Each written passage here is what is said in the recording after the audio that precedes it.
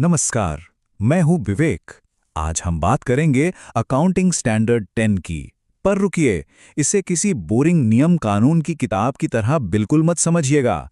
हम इसे एक कहानी की तरह देखेंगे। किसी भी बिजनेस की सबसे जरूरी चीजों, यानी उसकी प्रॉपर्टी, प्लांट और इक्विपमेंट की कहानी। जानते हैं, हर एसेट की ना अपनी एक कहानी होती है। उसकी एक शुरुआत होती है, एक पूरी यात्रा होती है और फिर एक अंत भी। और AS10 वो हमें इस कहानी को पढ़ने और समझने की भाषा सिखाता है, जिससे उसके फाइनेंशियल लाइफ का हर पन्ना हमारे सामने खुल जाता है। ये एक बड़ा सवाल है ना? देखिए, इन एसेट्स की कहानी को समझना मतलब किसी भी बिजनेस की सेहत को समझना है। तो चलिए, आज इस कहानी को डिकोड करना सीखते हैं। ठीक है, तो कहानी शुरू करने से पहले हमें अपने मेन कैरेक्टर को तो जान लेना चाहिए। आखिर ये प्रॉपर्टी, प्लांट और इक्विपमेंट, जिसे हम शॉर्ट में PPE कहते हैं, होता क्या है? तो किसी भी चीज को पीपीई कहलाने के लिए दो सीधी सी शर्तें हैं। पहली बात, वो एक टैंजिबल आइटम होनी चाहिए, मतलब जिसे हम छू सकें, देख सकें, जैसे कोई मशीन या बिल्डिंग।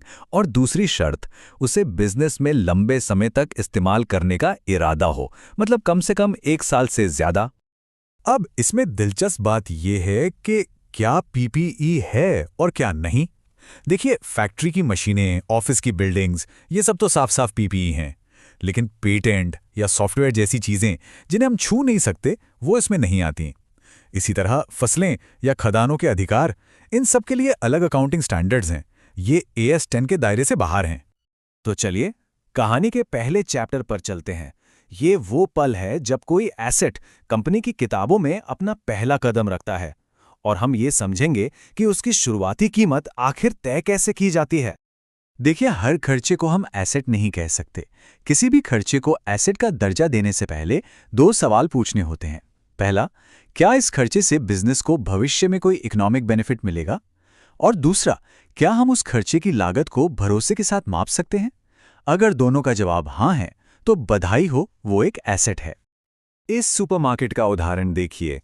स्टोर को रिनोवेट किया गया। इससे क्या होगा? भविष्य में बिक्री बढ़ेगी। ये हो गया इकोनॉमिक बेनिफिट। और रिनोवेशन पर कितना खर्च आया, ये हमें पता है। तो बस दोनों शर्तें पूरी हो गई। ये खर्चा अब एक एसेट बन गया, ना कि सिर्फ एक वन टाइम एक्सपेंस। किसी एसेट की शुरुआती कीमत सिर्फ उसकी खरीद की कीमत नहीं होती। इसमें वो सारे खर्चे जुड़ते हैं जो उसे काम करने लायक बनाने के लिए ज़रूरी हैं, जैसे डिलीवरी का खर्चा, इंस्टॉलेशन, साइट तैयार करने की लागत, और तो और भविष्य में उसे हटाने का जो अनुमानित खर्च है, वो भी इसमें शामिल होता है। और हाँ, कुछ खर्चे ऐसे भी हैं जिन्हें हल्ती से भी एसेट की कॉस्ट में नहीं जोड़ना है, जैसे नई फैक्ट्री के उद्घाटन की पार्टी का खर्च या नए प्रोडक्ट का विज्ञापन। ये सब सीधे प्रॉफिट एंड लॉस अकाउंट में जाते हैं, उसी साल के खर्चे के तौर पर। तो कुल मिलाकर बात यह है कि किसी एसेट की शुरुआती कीमत उसकी पूरी जन्म कुंडली की तरह है। इसमें सिर्फ वो कीमत नहीं है जिस पर उसे खरीदा गया, बल्कि वो सब कुछ है जो उसे काम करने की स्थिति में लाने के लिए खर्च हुआ। तो एसेट पैदा हो गया, किताबों में उसकी एंट्री हो गई। अब आगे क्या? अब शुरू होता है कहानी का दूसरा और शायद सबसे लंबा अध्याय, यानी एसेट की जिंदगी और समय के साथ उसके मूल्य में आने वाले उतार चढ़ाव। अब यहां पर कंपनियों के सामने एक बड़ा फैसला आता है। उनके पास दो रास्ते होते हैं। पहला है कॉस्ट मॉडल, जो कि सीधा साधा रास्ता है, मतलब एसेट को उसकी मूल लागत पर रखो और हर साल बस डिप्रिसिएशन घटाते जाओ। दूसरा है रीवैल्यूएशन मॉडल, जहां एसेट को उसकी मौजूदा बाजार कीमत पर दिखाया जाता है। इससे उसकी वैल्यू बढ़ भी सकती है और घट भी सकती है। अब ये डेप्रिसिएशन शब्द सुनने में थोड़ा टेक्निकल लगता है, पर इसका कॉन्सेप्ट बहुत सिंपल है।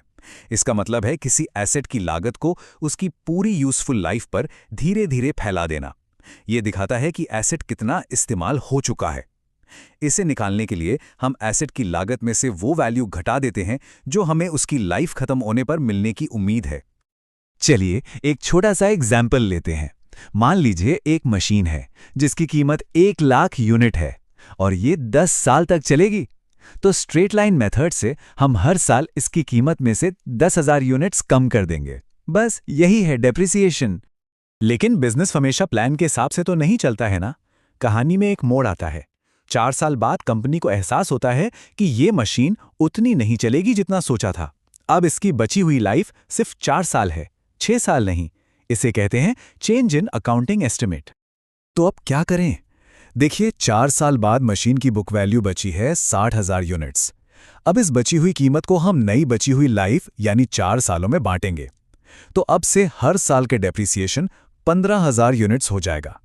ये दिखाता है कि अकाउंटिंग में अनुमानों को समय समय पर बदलना कितना जरूरी है। हर कहानी का एक अंत होता है, और एसेट की कहानी का भी। कोई भी एसेट हमेशा के लिए तो नहीं रहता। यह है कहानी का तीसरा और आखिरी चैप्टर, जब एसेट को बेच दिया जाता है या वो रिटायर हो जाता है। जब कोई एसेट कंपनी से जाता है तो हमें यह हिसाब लगाना पड़ता है कि उसके जाने से फायदा हुआ या नुकसान। इसका फॉर्मूला बहुत सीधा है। उसे बेचने से जो पैसा मिला उसमें से उसकी बुक वैल्यू घटा दीजिए। नतीजा जो भी हो वो सीधा प्रॉफिट एंड लॉस अकाउंट में जाता है। तो ये थी एक एसेट की पूरी जीवन गाथा, जन्म से लेकर अंत तक। लेकिन ये कहानी यहीं खत्म नहीं होती। असल में इस कहानी को दुनिया को सही और पारदर्शी तरीके से सुनाना भी उतना ही जरूरी है। सोचिए, अगर कोई किसी कंपनी में निवेश करना चाहता है तो वो क्या जानना चाहेगा? वो यही सब जानना चाहेगा कि कंपनी अपने एसेट्स की वैल्यू कैसे लगाती है, डेप्रिसिएशन के लिए कौन सा मेथड इस्तेमाल करती है, साल भर में एसेट्स में क्या बदलाव आए। ये सारी जानकारी निवेशकों को एक साफ तस्वीर देती है ताकि वो सही फैसला ले सकें। तो अगली बार जब कोई बैलेंस शीट सामने आए तो उसे सिर्फ नंबरों का खेल मत समझिएगा। AS 10 के इन सिद्धांतों को जानने के बाद अब उन एसेट्स के पीछे की कहानी को पढ़ा जा सकता है। वो कैसे आए, उनकी वैल्यू कैसे बदली, और सबसे जरूरी बात, वो कंपनी की सफलता में क्या भूमिका निभा रहे हैं।